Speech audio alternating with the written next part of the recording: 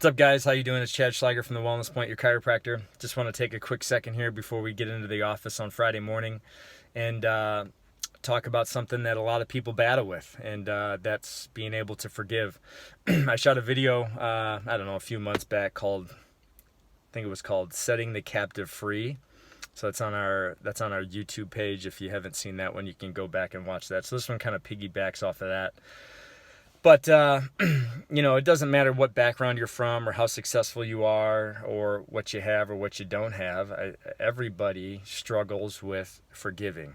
So here's the one question that you can ask yourself to help that. So before I give you that one question, I just want to give you just a background story of a story that I heard from a friend that he went through and a person he met. So here he is. This was, maybe 15, 20 years ago. He's sitting at a bar and with his friends, and they're out there playing pool. And there is a group of girls that walk in that want to play pool with him. And there's just an odd number, so he's got to sit out with this other girl just on the side there, and they're just watching everybody else play. And he decides to strike up a conversation with her and ask her what she does. Make a long story short, ask her what she does.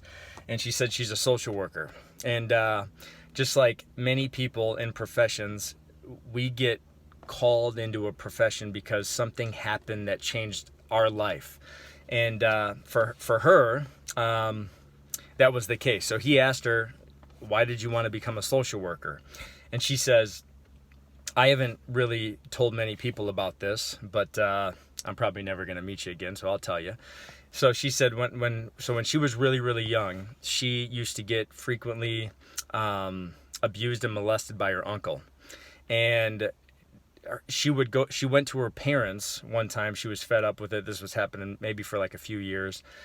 And went to her mom first and said, this is what's happening with my uncle. And the mom says, well, we'll talk to your dad. So this is the dad's brother.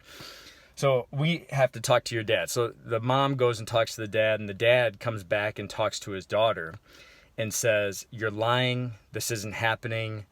I don't want you to say a word about this. So at that moment, she felt completely alone. Couldn't talk to anybody about it. And at that time, she's probably 15, 16 years old. She starts going really goth, hanging out with a different crowd, painting her nails black. And she said every thought that she was having started to become suicidal. Like she just wanted to be gone. So one day, she's about 16, 17 years old. She ends up taking a razor blade and she walks into the bathroom, and she's going to, cut her wrist and take her life. And as she's sitting there, something hits her, and she says to herself,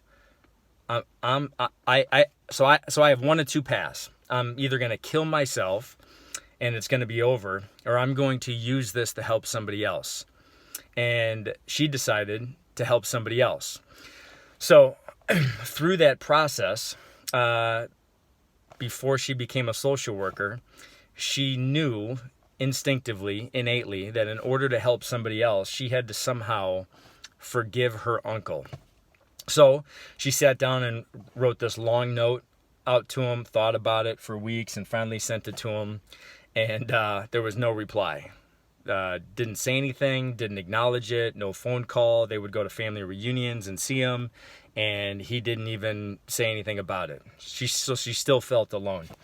And then finally one day, she said, I'm going to look at this from a different perspective. She said, so here's the question that she asked herself.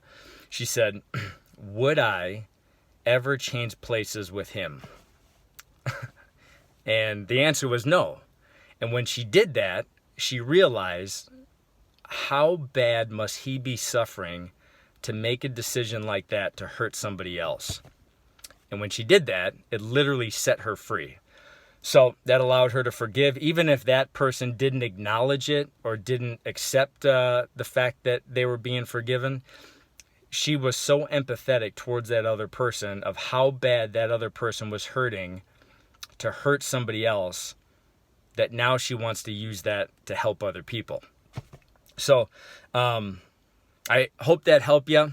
I am working on kind of like what I would call the purpose statement of the Wellness Point. And I don't have it quite memorized yet, but as you guys know, subluxation, you might not know it. You might just think it's a bone out of alignment in your back, but it's more than that. There's physical subluxations, there's mental subluxations, there's emotional subluxations, there's chemical subluxations. And all of those are complexes in our body. So some of them are in our spine, some of them are in between our ears, some of them are inside our physiology because of the food that we eat.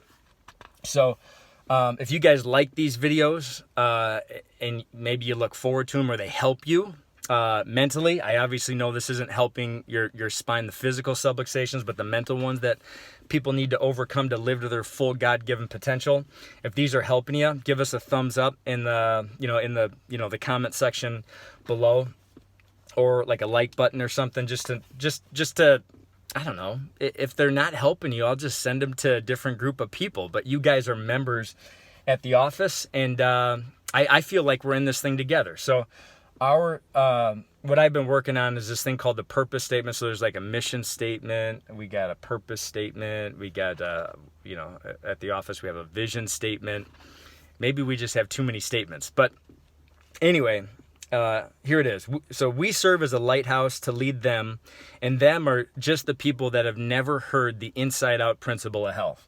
That we were fearfully and wonderfully made. We weren't set up to fail. We weren't set up lacking. Everything that we have is on the inside of us, and it's our job to live interference-free and express that. We're trying to reach them. So we serve as a lighthouse. This is all the members at the Wellness Point included, our purpose to RYF and get people to this truth.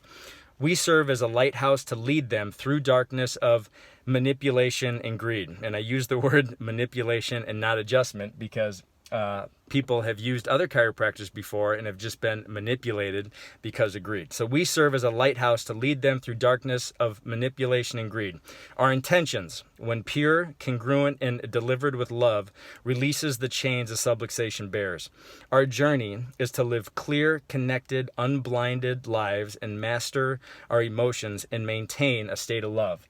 And if you guys are happy that you joined that mission, just let us know in the comments. And it's Friday morning. We're open from 9 to noon, and we'll see you soon. Thanks for listening. I know this video is kind of long, but I've just been on a video rant lately with a lot of ideas, so it's easier for me to say them than it is to sit down and write them out on paper, because sometimes I can't read what I write. So we'll see you soon. God bless.